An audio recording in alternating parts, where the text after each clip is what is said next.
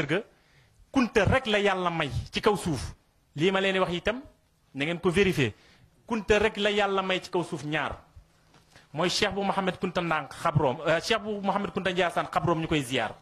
cheikh bu Naama Kunta Ndànk xabroom ñu koy ziyaar baayam Sidi Bekaay xabroom Tunduf ñu koy ziyaar baayam Sidi Mouhamed xabloom xabli ñu koy ziyaar baayam Sidi Ahmed saaxibu naama allazi hajja ala zahri naama ñuy ziyaar xabroom zawiyatu bu naama baayam alxaaji Boubacar ñuy ziyaar xabroom Tunduf baayam Cheikh al Bekaay ñuy ziyaar xabroom Wulaata baayam Sidi Mouhamed el Kunti ñuy ziyaar xabroom Vas baayam Sidi Ali ñuy ziyaar xabroom Tunduf baayam Sidi Yaxya ñuy ziyaar xabroom kooku kunta rek a ko am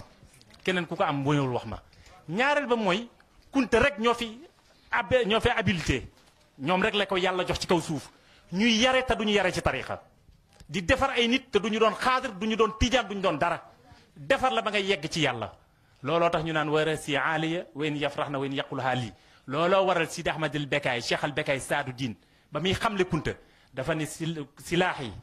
duaaul mustajaabu wa shikkati wa taqwaaka kanzun wal ilmu fihi maaliya فلا خلق أخشى علي ولا على مالي ولا مالي ولا من عيالي حتى يذل الكل ويخافني بعزك